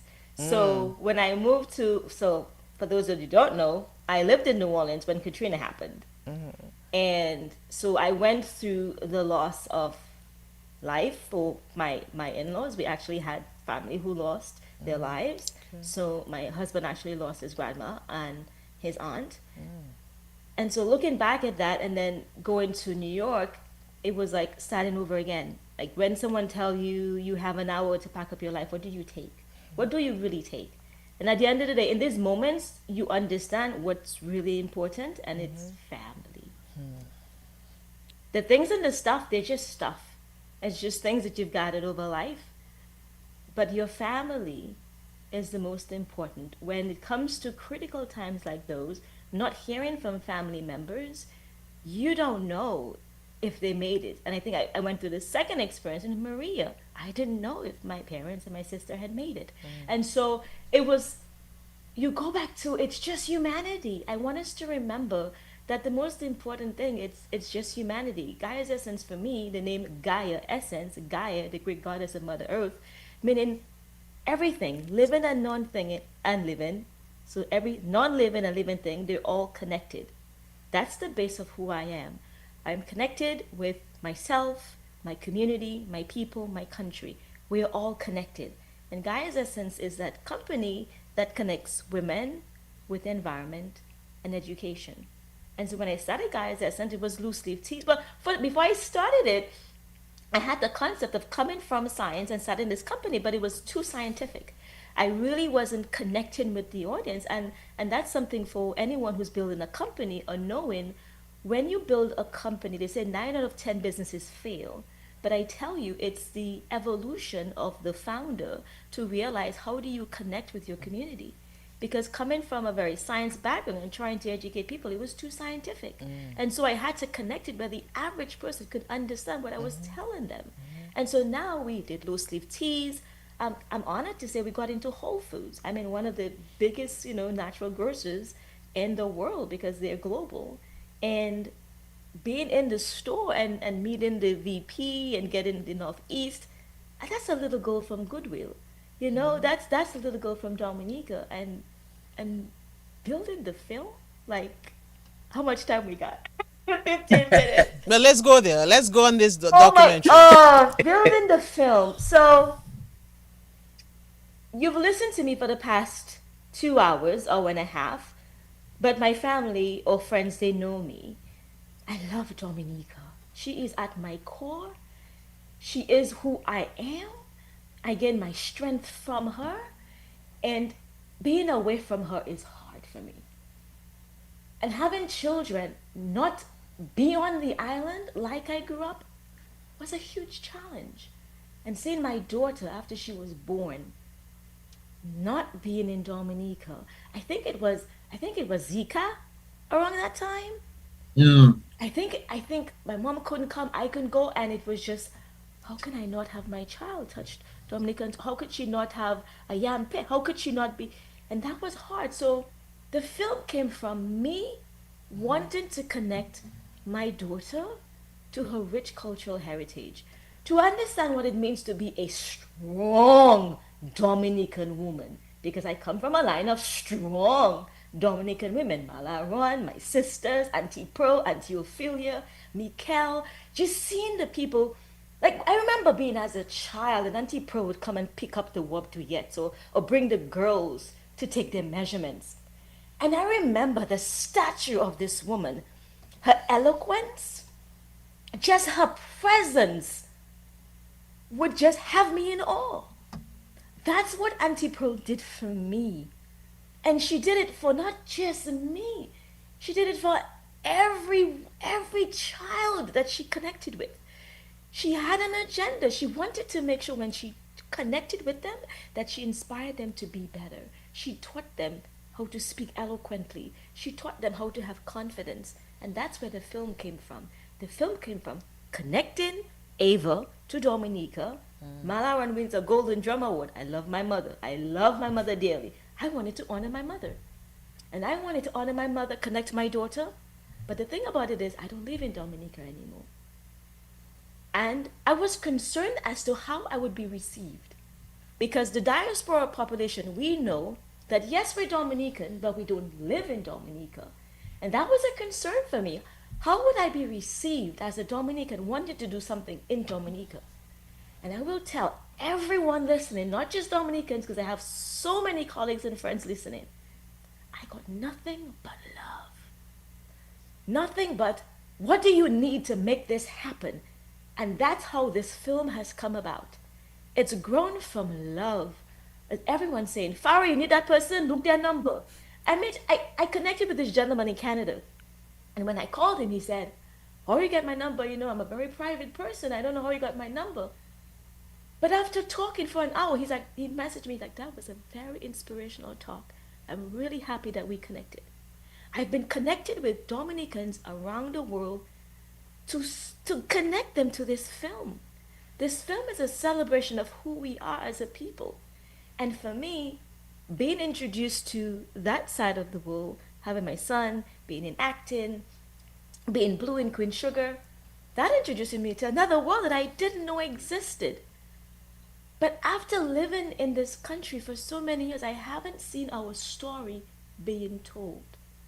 Our story being told by us. Our story being told of who we are as a people, as the rich intellectual people, cultural diverse people we are. And it dawned on me, how can they tell our story if they sometimes don't even know if you exist? How can they tell the story that you want them to tell if the only interaction they have is maybe at a resort, at a hotel, someone serving them? Because if you think of all the movies you've seen, when you see Caribbean people portrayed, one, we're highly stereotyped, and two, we only the people that serve other people at a hotel. Have you ever seen a movie that celebrated our cultural people or intellect in a way where you as a Caribbean national felt proud? And that's what I'm doing with Women of Dominica. I have curated this piece that celebrates intergenerational mentorship. It celebrates matriarchal wisdom, the wisdom coming from the elders. It celebrates our ancestral heritage, who we are as a people, and where are we from. That's what Women of Dominica is. I love it, man. I love it. I love it. I mean, I looked at it and everything else. I'm actually going to sit with my daughters later on. And of course, and then Haley is actually going to look at it later on this evening, together and ensure that they too understand that power of being, although they were not born in Dominica, but of course that don't, well, they haven't got a choice. That Dominica connection, they have no choice anyway. But well, they have a choice. You know what I mean? But Farah is speaking Niger. I'm also thinking because Not going to bully them into that, but they have a choice. But you understand what I mean when I talk about the fact that it's just part of the whole scene. it is. So we're definitely going to Yes. look at that. Yes. Um, But Nigel was saying, and Farah is saying all of this, and I'm also thinking about this connection with Farah and Ferguson. So a lot can come out from this because you said that you Yes. got to know Ferguson Farah not too long ago, right? This was a matter Yes, of not so long ago. Yeah. Recently, I never knew that recently, he yes. existed. So I can see Nigel and knowing Farah, a lot will come out of this connection, that bond that they have. Oh yes, it will. It will. It will. It will. I can see the where it's leading to. You know what I mean? How can people, Farah? How can we get access? How can we look at this film, where it is? Absolutely. So I've been working on this film for 5 years, and I feel like it's my third child. I have two children, and when you put like your being, your soul, your everything into something, you put your foot in it, and you might cook a good kubuyo, like it just tasting good. That's what I've done. I've taken my time, and it's been 5 years, but I'm almost to the end. I never gave up. It was so challenging to put all the pieces together. But because of the resilience of our people, of who I am, I never gave up. Even when people around me said, "Oh, you wouldn't get the funding because you're from a small island, you don't have big backers." And I said, "You know what? But I'm from a community that supports each other. And I know that they would celebrate because I don't see it as my film. I see it, and that's something that Anne Marie mentioned to me, which was, it really stuck with me. She's like, Farah, you did something that we all celebrate. It's not your film, it's our film. And that's the way I feel. We have gotten to the point where it's almost done, but we have that last segment to finish. So it has been extremely costly, and I started a Kickstarter. So Kickstarter is a crowdfunding. It's not like GoFundMe, but it's a little different. It's for projects and movies. So where you back a film or back a project, you get benefits, you get early passes, you get VIP access. I'm actually doing a special book. I'm actually working with, the Kalinago territory. I'm working with a lot of the community, Mrs. Benjamin, the minister's wife, where we can create special Kalinago craft to be part of the Kickstarter. So it's a celebration of us as people. So when people pledge and they support the film, they actually supporting Dominica. They're supporting the film being done. It will be available next year. So we're going to be doing our first premiere at Sundance Film Festival. And if you know anything about the film industry, to being in Sundance is a big deal. And the deadline is September 22nd. So I've been moving very, very quickly to meet that deadline. And then we want to take the film globally. And people say, why global? Why don't you just take it to Dominica? I said, I'm coming to Dominica. Of course we're going to watch it together. But I said, but there are Dominicans around the world who need to see it too. There are Dominicans who have children who've never been to Dominica, who this would be that ignite. It really ignites in them what it means to be Dominican. Not being Dominican born Dominica, but still having the blood Dominican because their parents are. So it's a celebration of all of us as we travel the wood to showcase the film. Fedison, let me come to Excellent. you as well. Fedison, I'm sure you have a lot of photos, you have a lot of information, obviously. I mean, it's easier now with technological advancement. But in terms of documentation, you have a lot of things stored, right? For when you're ready, probably to take it to the next stage.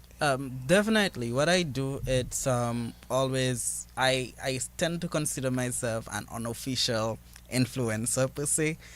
So all my attendance at conferences or various countries, you always see me do a recap of a video, or when I tend to do is when I enter these spaces is also hold interviews with professionals or persons from other parts of the world on a particular topic, or really re-educate them on Dominica, because I was like speaking to my friend from Ghana, and I was saying, they was like, where are you from? I was like, Dominica. They was like, Dominican Republic. I was like, no. So I had to literally pull up my phone and go on Google. I was like, this is the Caribbean, Barbados, Jamaica, Dominica. This is where I'm located. Then I tend to show them pictures of Dominica. They're like, wow, I'm going to make Dominica my next vacation country.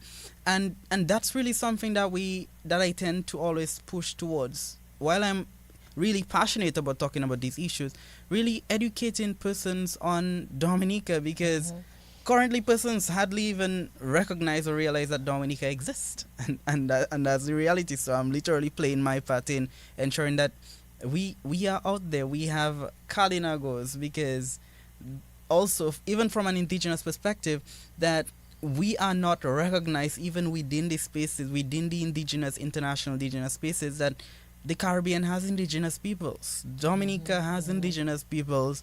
Belize has indigenous peoples. Trinidad has indigenous peoples.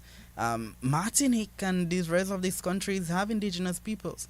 And education has really played a significant role, and really tying that with storytelling as well. And those of you who may be following my socials, I am a bit skeptical to release some news to you guys. So I will do that in a couple months.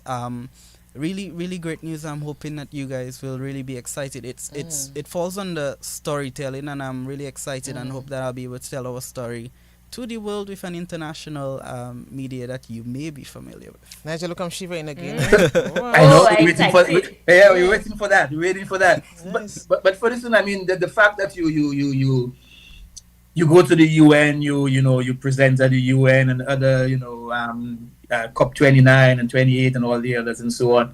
How do you prepare for those events? Like before you go out there and have to talk to all these people, I mean, how do you prepare for that? Honestly, I used to rely on a lot of writing my scripts, etc. And it usually I don't feel connected to what I'm saying, so I tend to have pointers and just speak from the heart. Because, for example, at COP28, I had the opportunity to speak to the Prince of the UAE and the President of Togo and the rest of the countries. And one of the things I really touched on was the need for countries and corporations to recognize indigenous rights to isolation and protection of the environment. And at the end of my speech, the President of Togo came up to me and shook my hand, and he was like, thank you for saying something that needed to be done. And I'm speaking in front of thousands of people. And I really, really got excited to a certain point, even to COP29. When I sat here and spoke to the UN Secretary General, I'd be like, what do I really want to talk about? I don't want a script. I want them to hear my voice and feel emotional, feel connected to what we are experiencing in Dominica and experiencing within our communities. I mean, imposter syndrome usually still lingers there, but I try to really zone that out of my head, that when I go there, I tend to call back home, call my family or call my parents, but like, hey, I'm going to give a speech there, and just feeling like I'm doing this for my family, I'm doing it for countless generations, is inspiration to just speak from the heart and allow persons to connect with what I'm saying and just imagine the life or reality of Dominica and the Caribbean by extension. Nigel. And I'm proud of you, okay? Yeah. Me too. Proud of you and proud of what you're doing, and to ensure you continue representing yourself, your family, the Kainago community, Dominica, Caribbean youth, and world youth by extension, you know what I mean? So continue on that path. I mean, just listening to you and imagine you being giving those speeches and talking to all those influential people. It may not dawn on you now, but I'm sure that the impact will be felt by our young people in Yeah, Dominica. yeah, Thank you so yeah. much. Absolutely. So do So, what you're doing. yeah. Continue to do what you're doing. And young people, this is an inspiration for them. I mean, you've only met Ferguson, but in terms of mentorship, you've mentioned that quite a bit. Um, how important do you see mentorship for for our young people, especially within the Dominican Caribbean context? I think it's essential. I think sometimes we forget just the gravity of having someone that you can look up to. I think sometimes we forget that we were young.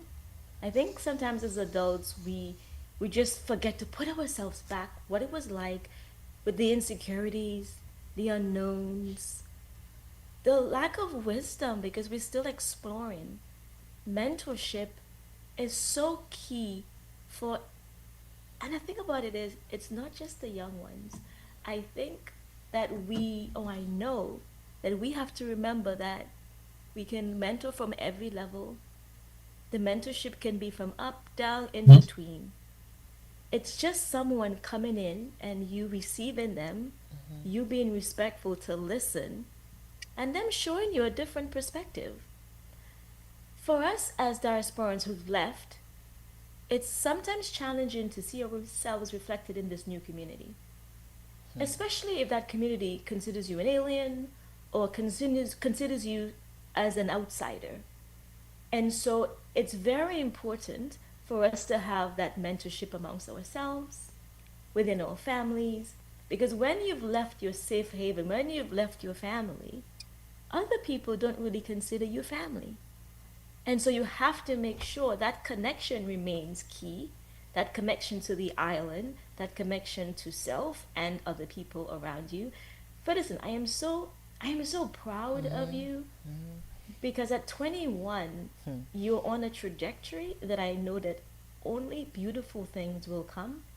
I'm so excited for our partnerships through the Conservancy and how I'll be really helping you catapult you to the next level.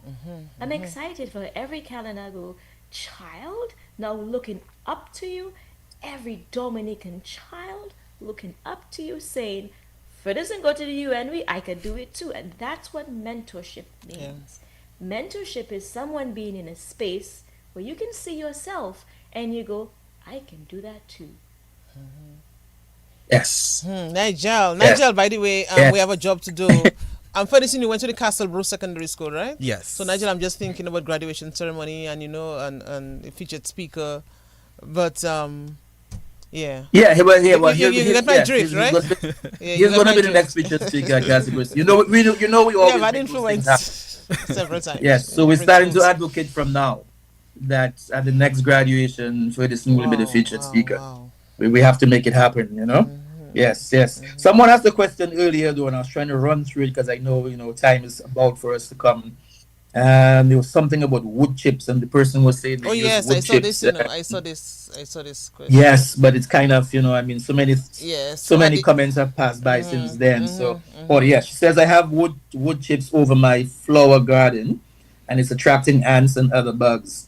I don't want to spray pesticides. Is there any way I can minimize or get rid of the bugs? And So, then let me just give you the next one very quickly. yes. I think somebody was talking whether we have a recycling program, and is part of your what you're going to be doing in Dominica. Would that include educating us on recycling? There's So no even before you answer, Farah. There's also a call on the line for a while now. So let's just see if this person wants to share let's take the something. call. Yes, yes, Hi. yes. Okay, okay. Hi. Hello. Good morning. Good morning. Let's make it quick. Thank you. Yeah, very good program. I've been tuning every Saturday morning to listen to the program. Mm-hmm. And what you want to talk about, what is two ladies, the lady and the young man is talking is touching my heart. Sure. So Okay. I'm telling them to keep it up. Keep on doing the good thing for Dominica and keep on doing the good thing for themselves. And I always tune in on a Saturday. Okay. You're calling from Tibo, right? Yeah, Tibo, yes. Okay. Okay. Thank you for that, man. Thank you. You are loved. So, Nigel, you had questions Yes, for so Farah? yes, so those are the questions here, Farah. There are a few others, but I was just kind of putting. Absolutely, absolutely. Yes. So, will the Conservancy have a recycling program? Absolutely, yes. And would it be educational? Yes.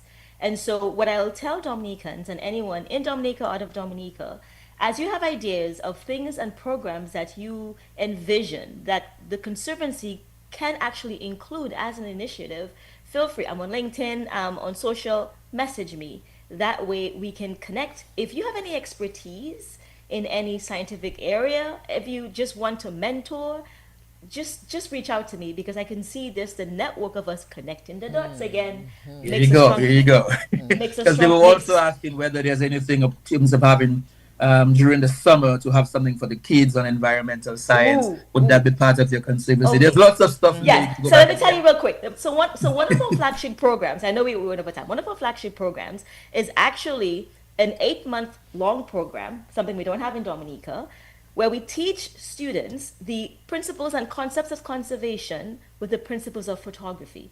So every month they get to attend this class and they will learn one principle and then they'll go out into the environment and then capture and utilize the principle. Then at the end of the 8 months, they'll have their capstone project where they submit their final project, and I'll be awarding 3 high-level scholarships to 3 students for photography equipment. This is one of our programs. So I'm now talking with local photographers in Dominica to teach the classes. And but there's so many things that I'm doing. I'm just excited because education is key. At heart, I'm an educator. I'm a scientist, yes, but I understand the concepts of if you have the knowledge and you don't educate people, then the knowledge just stands by itself. And so educating people where the average person can understand the impacts of recycling, that's powerful. So there's lots of programs that are coming. There's lots of science research that's coming. I'm looking for great partnerships with the diaspora and the Dominican offices and departments and community to really continue protecting our island because that's what we have. We have our island that we love. In regard to the wood chips, so I don't use any chemicals in my orchard. So what I use is there's a naturally occurring element called borax. It's kind of like a soap powder that's naturally occurring, and I do borax, water, and a little bit of sugar. The ants are attracted to the sugar. They come in and they take this solution and they take it back to the queen. So it's something that's very, very natural. In California, we have a lot of invasive ants. And so we have ants that actually killed off a lot of the native ants. So, and I have orange trees, so they love the orchard. So sometimes they come into the house, but it's something that's natural that you can really just kind of maintain the ant population if you have an explosion of the population. But the wood chips also sometimes they'll call pill bugs. So what you can do is try not to make it too thick so that you'll have the aeration flowing through the wood chips, and definitely don't put it near the bark of the tree. So you want to make it where there's a circle around where the wood chips kind of around the plant, and then that way you don't affect the bark All and right. decay the bark over time. Okay, so I'm looking at the time. We have yeah, it's that time for us to wrap up. But quickly, for this, let's get closing remarks from you. I by the way, what is your take on a program like this, connecting the dots? I feel like platforms like these are important, especially on a weekend. I tend to always listen to Connecting the Dots when I'm at home on a weekend. You get to hear the stories of persons who have reached so far, and it is important because that's where inspiration comes from, because platforms like these provide younger and older generations to reflect, connect, and of course empower each other. So connecting the dots, for example, just being here, and young persons or older persons who may be listening right now, who are listening or lending their support. And I just want to say a huge thank you to you, Ms. John Baptist, for inviting me, and Mr. Francis for being here. And of course, Farah, thank you so much for the unwavering support and encouragement. My Kalinago people and Dominican by extension, I really, really appreciate each and every one of you. And this program, a lot of them came on here to listen to my story and listen to the work that I'm continuing to do. So it really shows you how impactful platforms like these are and how far they will continue to go. So I'm hoping in the next 30, 40 years, I'll be able to be back here and reflect. No, that. not that far. Not that far. So No, I'll be able to But then, yeah, I get your point. Yeah, I'll be able to reflect and say, hey, Yeah. I was here, He and was this here, is what yeah. and this is what I've accomplished. So huge thank you to each and every one of you who continue to support me one way or the other. Nigeria, what a wonderful program. Faye Martin is saying, this program warrants a part 2. So I mean, the discussion will Yes, continue. Yeah. A number of people have Obviously, yes. mentioned that there Part needs two. to be a part 2 to this because there's so much more they want Because to ask. Farah just mentioned And- at the start the high, but she did not go into details, as to, I know. what was the passion for establishing the high and all of that. But we have run out of time. So Nigel, we'll see what we can make happen. As always, Yeah. we try to make it happen, But appreciate you guys, both of you, for joining us, for connecting, for sharing your story. Absolutely. Continued success and blessings along your journey. Thank you. There's so much more to be done, but appreciate what you've been doing so far. Thank you. Thank you so for much. having me. Have a wonderful day, Dominica, and all the diasporas listening. But thank you for creating this space for us. Thank you to both of Our you. pleasure. Nigel, we'll do it again next week. We do it again next week, my dear. We As have always. about 9 guests for next week alone. We have to say we can cut it down. Papa, Matt, are you busy? Well, we are busy for maybe for the next 2 years. We're looking pretty. But we'll make it in happen. terms of guests. But Nigel, yeah, all the best to both of you. Thank you so much for listening. Thank you so much. All right, that's it. Thank Nigel, you, next week, God willing. I'll be in touch for Next this. We week. have a lot to talk about for this. That's the idea. Yes, That's definitely. it. All right.